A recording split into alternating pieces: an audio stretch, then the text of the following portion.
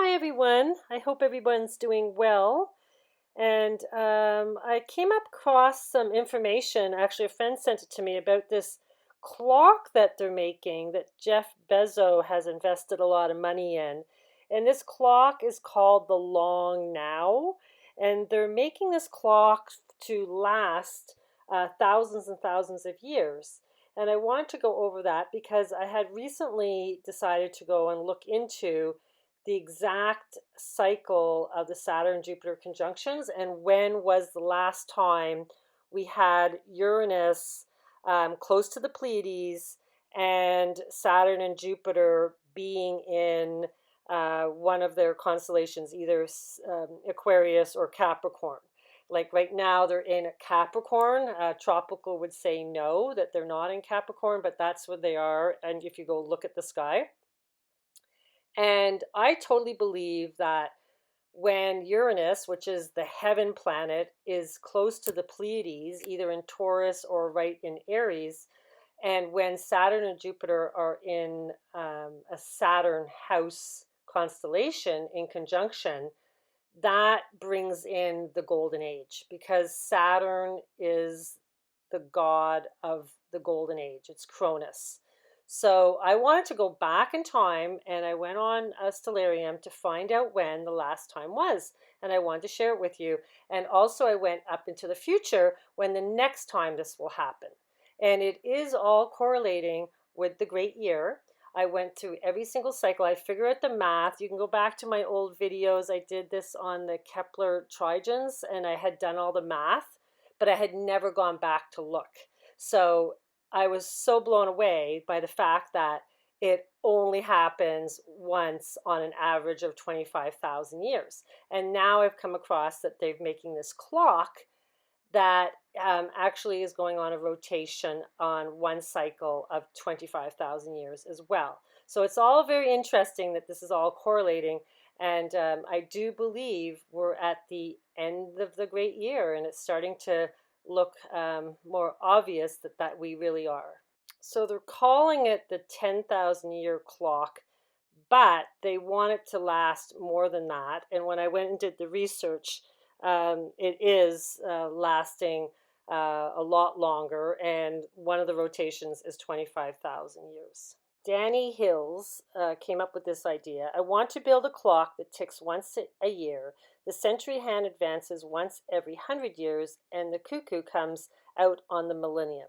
I want the cuckoo to come out every millennium for the next 10,000 years. If I hurry, I should be able to finish the clock in time to see the cuckoo come out for the first time, because he decided to do this in like 1995.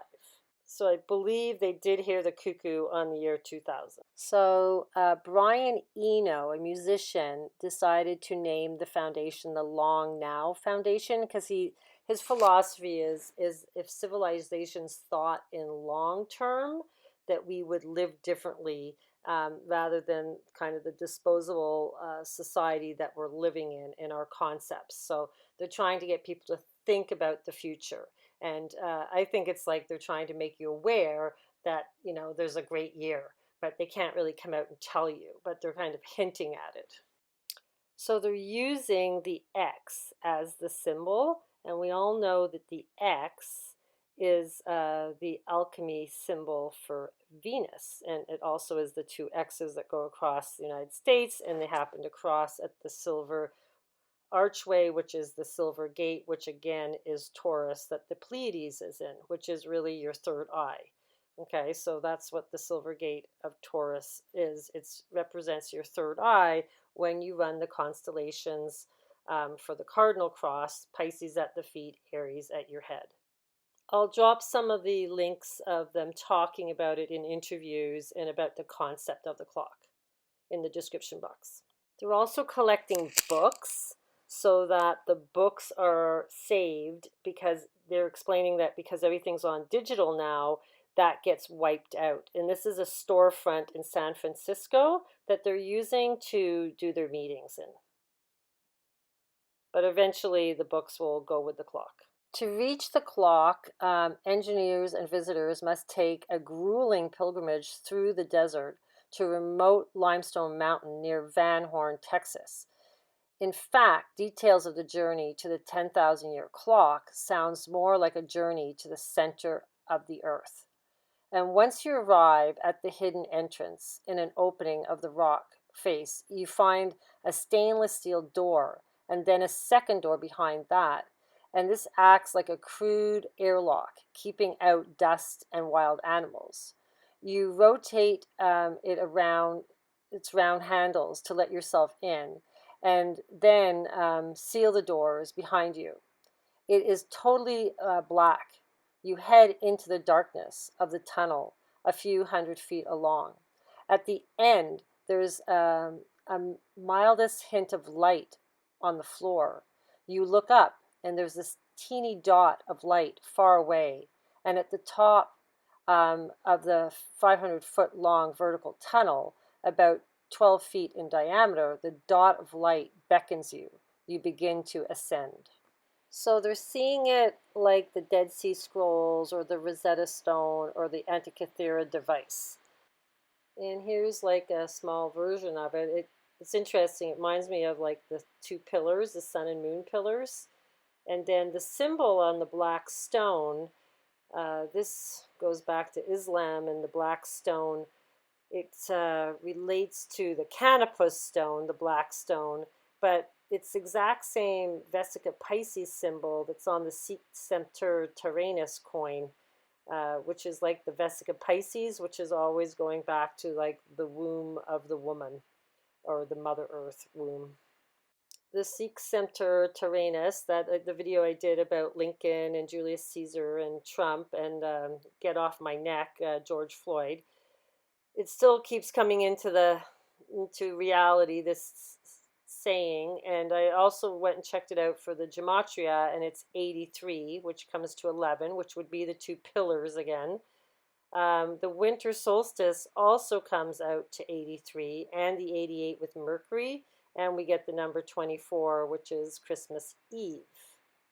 And of course, season 5 on the 100 show had the Sikh Scepter Tyrannus, and this all ties into the whole story of what's going on right now with all the script line going through that movie. And her name is Octavia. Octavia goes back to the moon cycles. The metonic cycle of the moon, the octon, is 1/5 the metonic cycle, which is 47 synodic months. And this goes down to the math. There's like Plato had this math they were measuring. It's like the 47th. Anyhow, I'm not getting into all the math of it, but the number 47 ties into this ancient math that they were using through the sky. And it recurs about 20 to 25 cycles.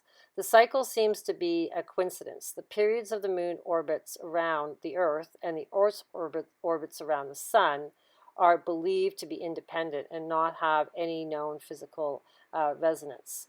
But I know there's Octavia has to do with, I think, a Julius Caesar story, but I really do think that all ties into the moon and the moon cycles.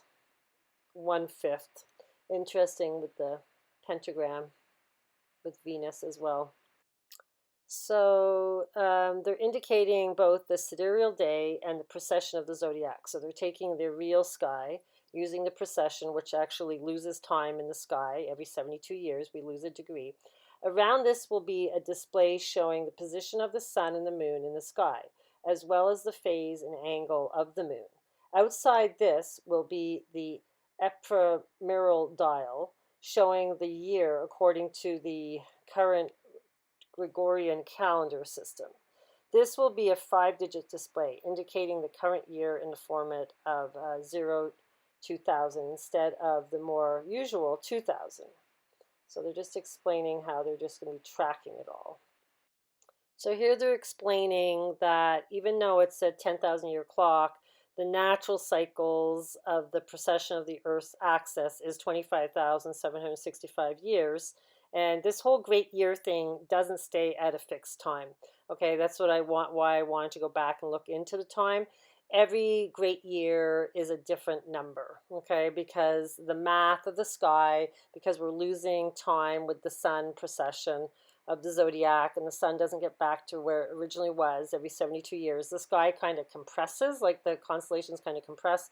So you can't get your math to like work out exactly, okay? But there are math that you can kind of, you know, have an estimate, and then it might be off a year or two, you know, when we're working on these big long-term time spans.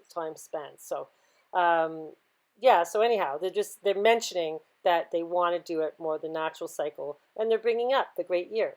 And this is what this clock is all about. It's about the great year.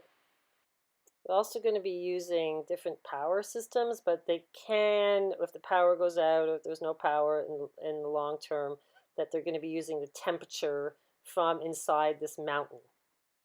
The spot they picked was in Nevada, but the mountain near Van Horn, Texas is where they're going to make it, and then they're going to move it. But guess whose property it's on? Amazon founder Jeff Bezos.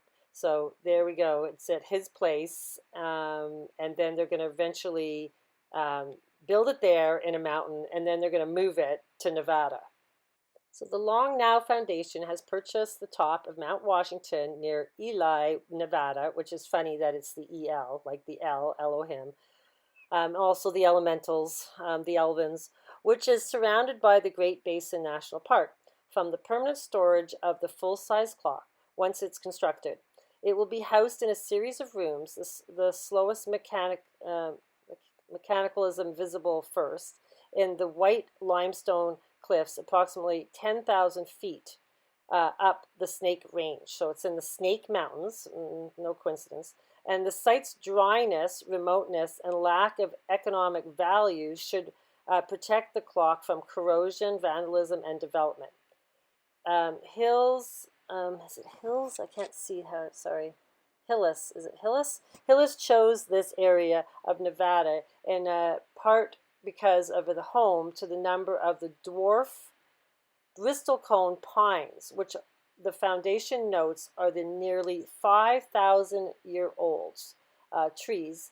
The clock will be almost entirely underground and only accessed by foot traffic from the east. So this is the Snake Range Mountains, and they have different peaks.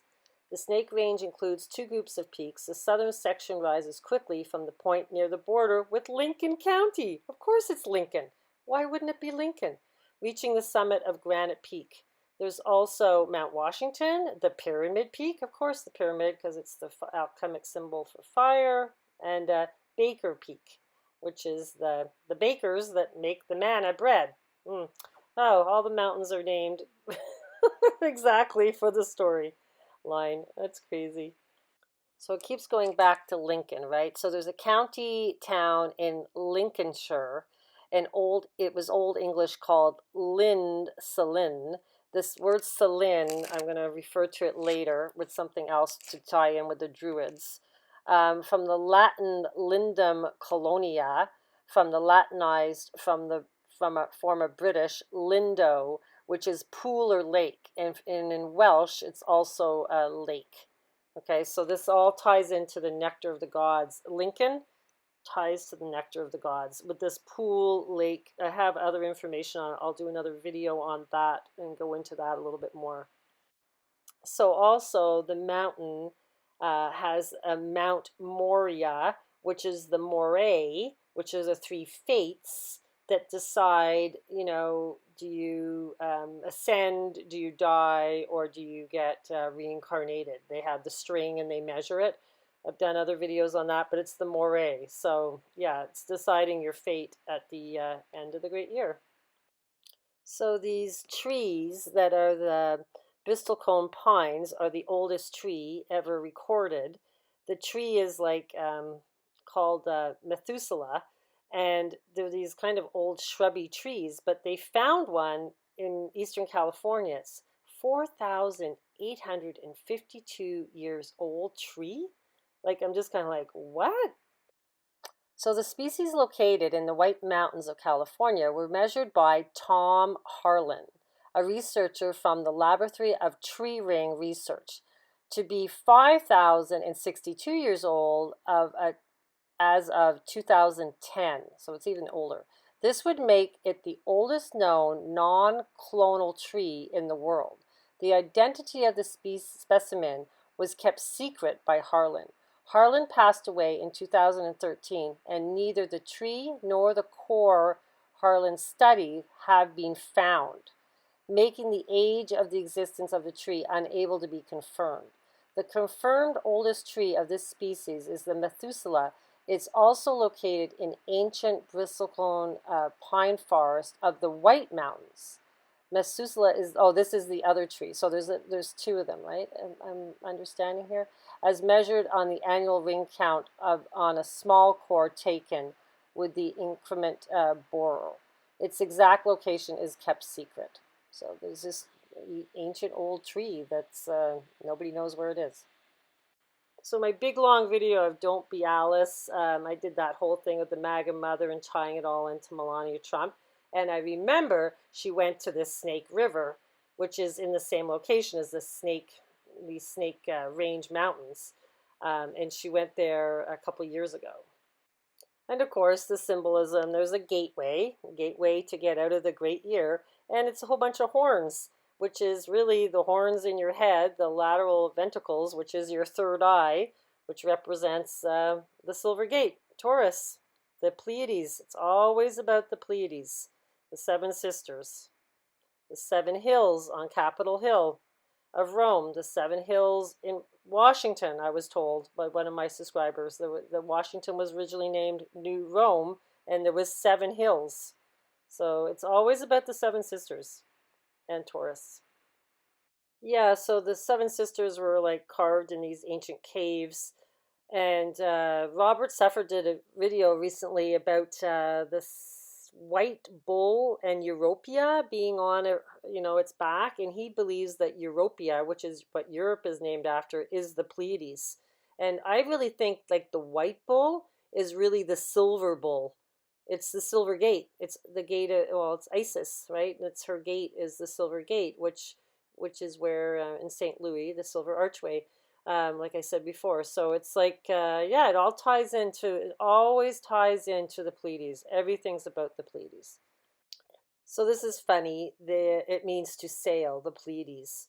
Okay, come sail away, on the ship. Oh my goodness, it's the harvest. They're the ones that harvest us, the Pleiades. Oh look, and Selin, Mount Selin they're from. And that ties into Lincoln again, and Lindy Selin.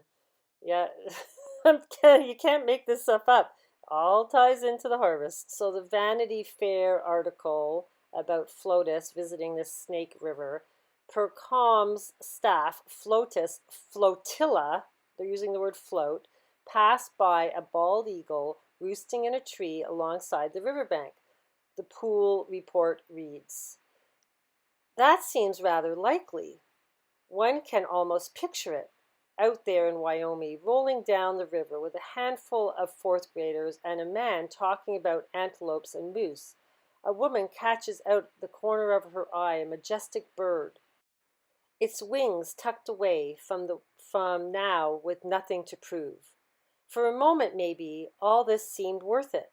The bowing, the scraping, the hosting, the scrutiny, the big white cage, a husband unbridled, having to tell children to be their best, while the country is tipped towards its worst, and other children are being held captive without their parents.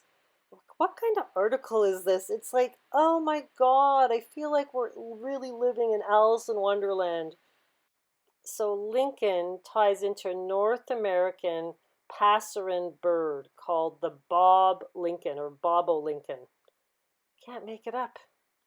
The way I figured this out for the next great year is that Uranus has to be around the Pleiades, either in Taurus or a little bit in Aries, and Saturn and Jupiter have to do a conjunction. Now, Uranus has a orbit of 83 years on average, And Saturn and Jupiter do a conjunction every 20 years. But it takes 383 years for Uranus to be back at that location and Saturn and Jupiter doing a conjunction. But it takes for Saturn and Jupiter to do a conjunction in Saturn's house and Uranus to be back in around the Pleiades, it actually takes like close to 25,000 years. So this is the next time it's going to be in Saturn and Jupiter in Capricorn. It's in the year 25,970. And we have Mars on Shambhala star, that's Heaven's star down there at the skirt of Virgo. Yeah, I find it interesting that the sun is in Aquarius on at the end of this great year that's coming up. It's that I find fascinating because usually, now it's in Sagittarius, which is Jupiter's house. And if you look right at the top of the screen, you can see Uranus is just right up by the Pleiades at the same time. And this is the last time it happened. The sun is in Gemini on the Christmas Eve, and Saturn and Jupiter are in Aquarius, still ruled by Saturn, which would make the time change to the Golden Age.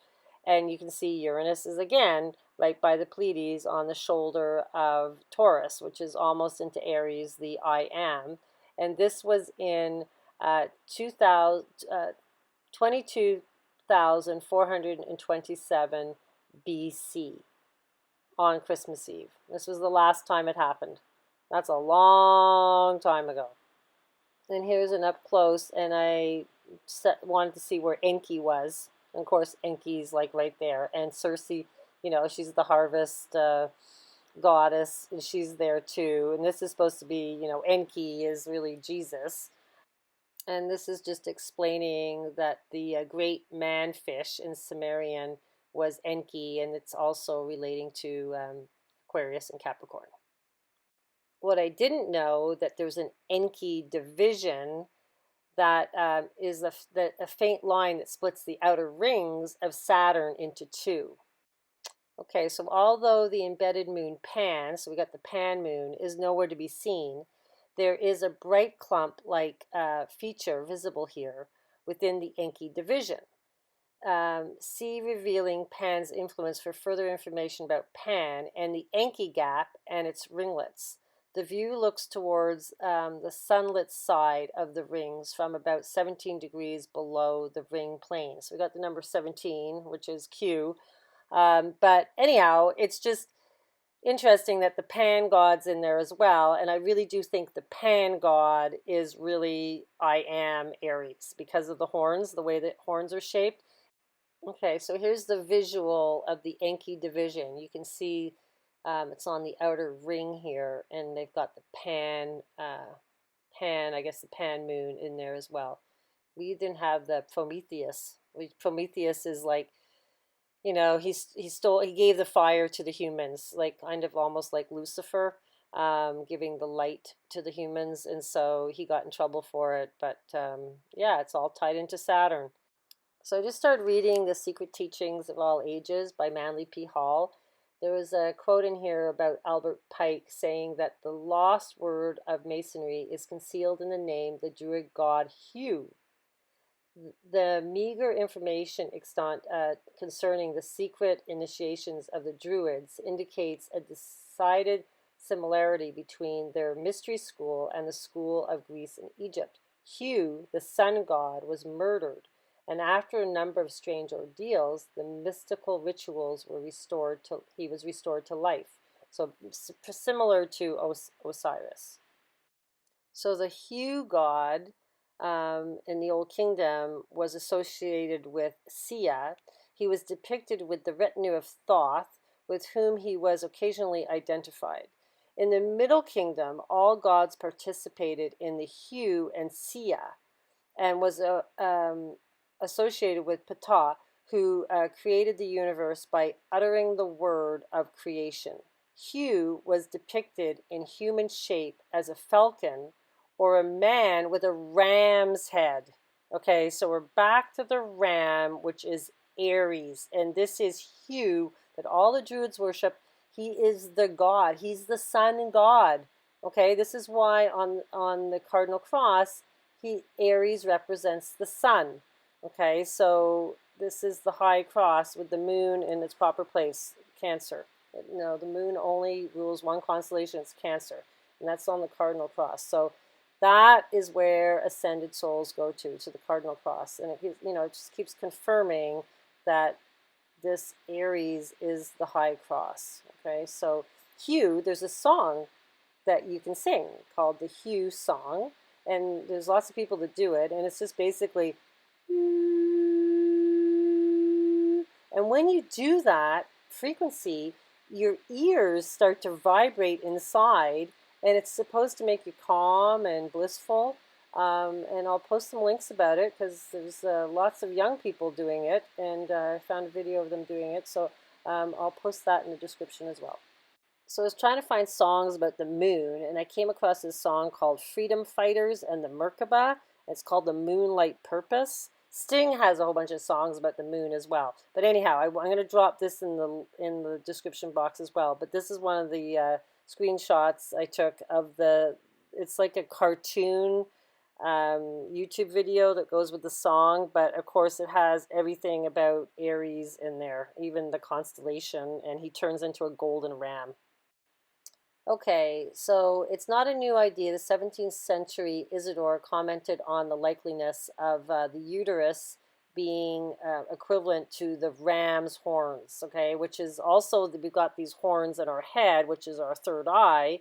So it's all, tying into our third eye is also working with the uterus of the woman, which is really Mother Gaia. It's kind of representing that. Like everything's mirroring, right? It's on the bigger scale and smaller scale. And then they're going into here about the tuba is a Latin word for trumpet, related to the English tube in the textbook of the fallopian tubes that are the oviducts, which also ties into the sheep word ovine. So yeah, it's all tying in. It's like it's all mirroring, but it's also going back to the horns of the shofar trumpet as well. So, it's all speculation, but it's like, it's pretty, it's not the first time this is being, talked about. This was back in the 7th century. But really, it all ties back to Venus because Venus rules your third eye, Taurus, and then we also have Venus ruling Libra, and it's supposed to be the balance of your kidneys, but I bet you it's the uterus. I guarantee you it's the uterus because there's too much symbolism to the uterus, and I think it's all to do with Venus always. It's always Venus, and you have to have the balance, and you have to be in balance with Mother Earth. And Mother Earth is the Vesica Pisces. So the whole thing about the fish, is really the uterus. It's the womb, and it has to tie to your third eye so you can see through the illusion and you really know who God is, and God is really Mother Earth. It's really nature. Nature rules us. It's the elementals.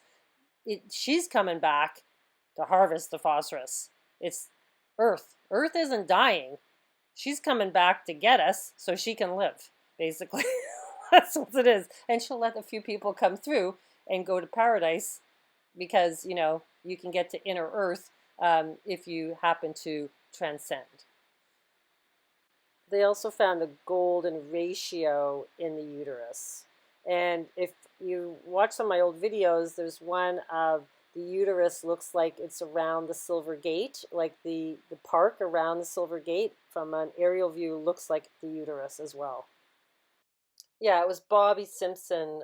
He had discovered that, one of the gematria guys. Oh, when I say Silver Gate, it's St. Louis, the Silver Archway. Okay, so the ram also ties to Jupiter with the Ammon ram. And then it's several words derived from the ancient Egyptian name Amun via the Greek form Ammon and the Ammonite, which is a marine um, mollusk, which is a flat partition spiral shell. So it looks like golden ratio, right? It's the golden ratio shell, and it's also the horn of Ammon and ammonia, um, which ties into urine. It's also the ammonium chloride, which ties into batteries, which basically we are. Um, and let's see what else it has here.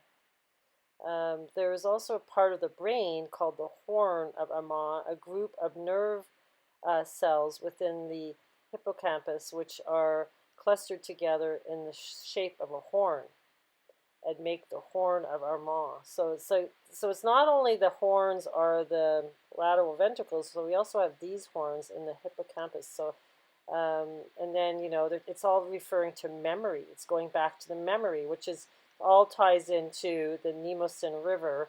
But it's like Aries people supposedly have short-term memory. They don't hold grudges for long because of this way of how they remember. It's more short-term and not long-term.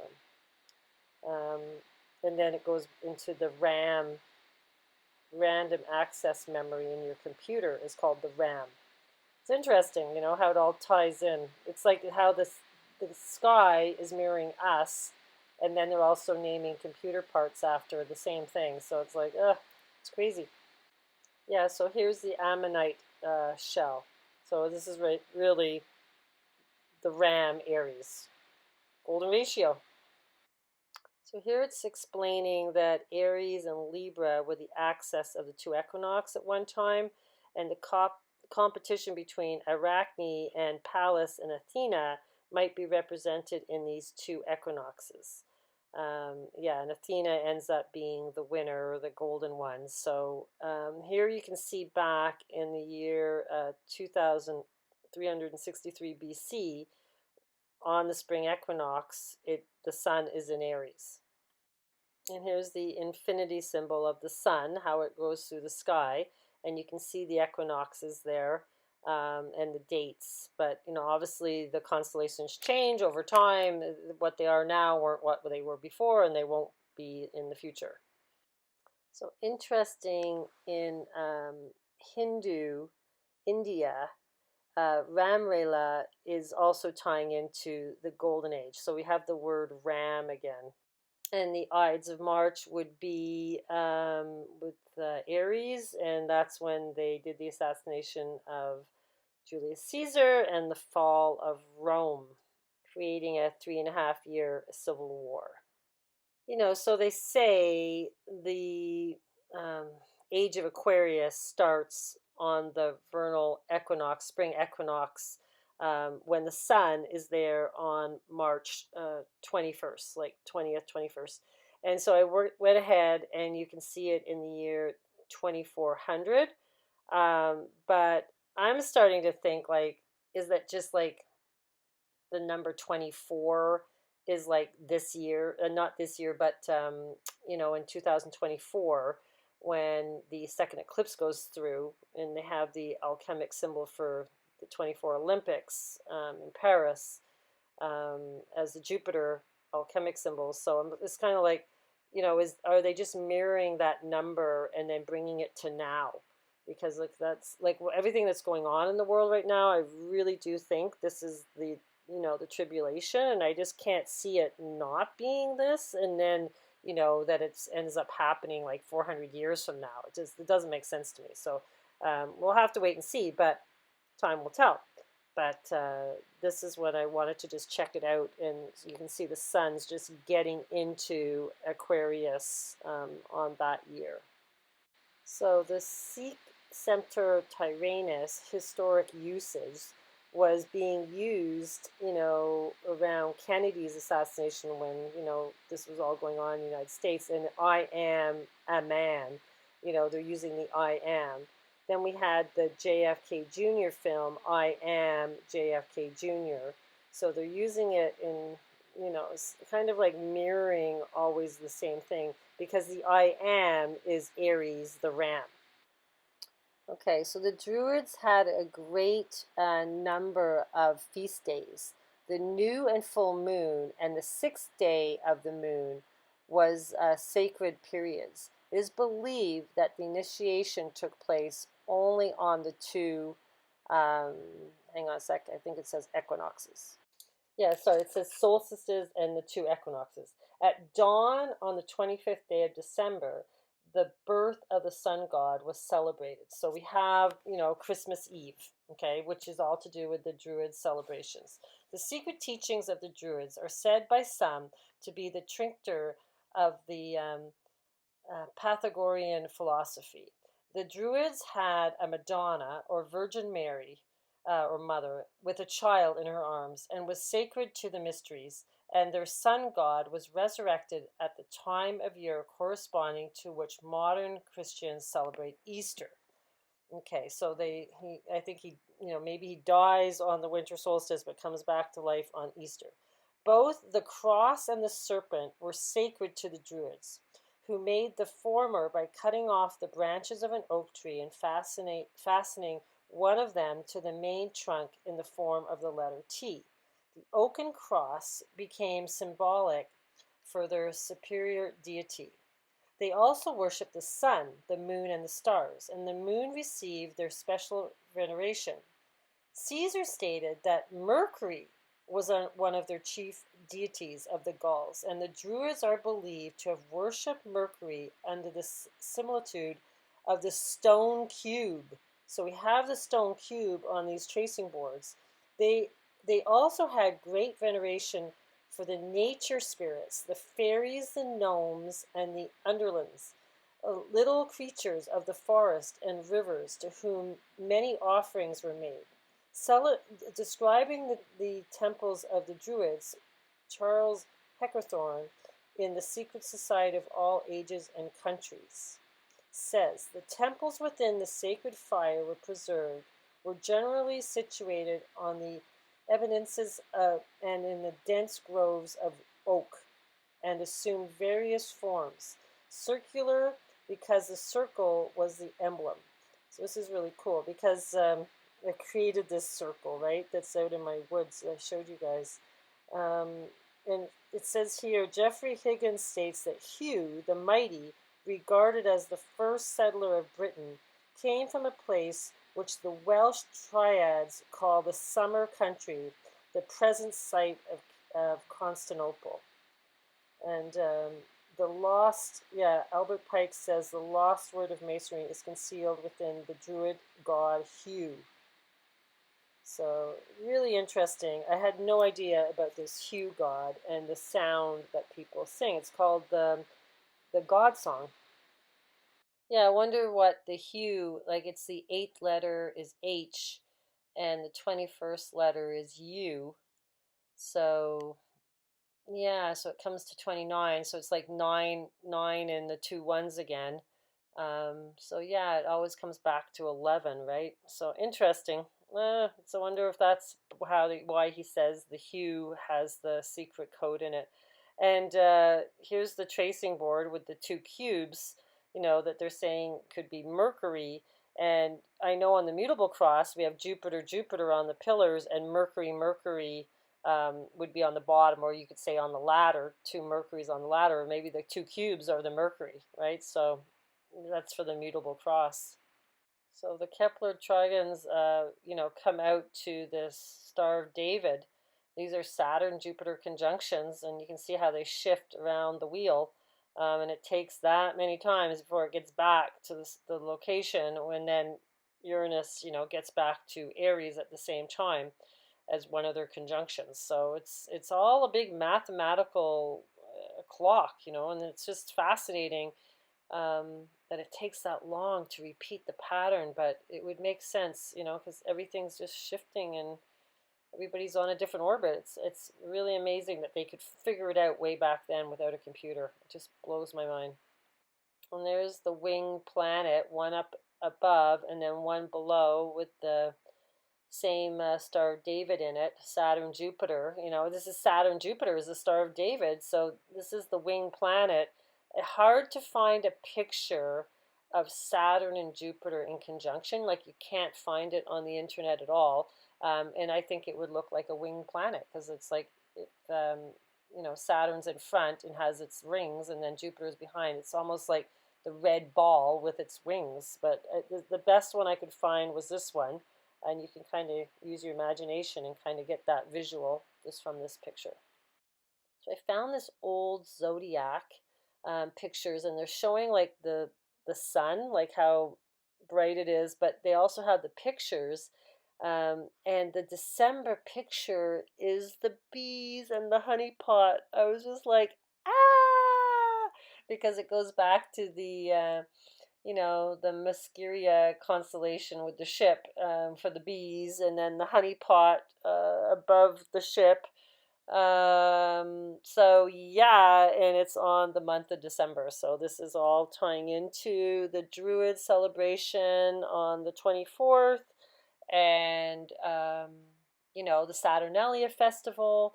That was always like the changeover of the golden age. So I'm starting to, you know, it's all piecing together. So, you know, if nothing happens this Christmas, I'll just be like really dumbfounded. I'll just be like, what?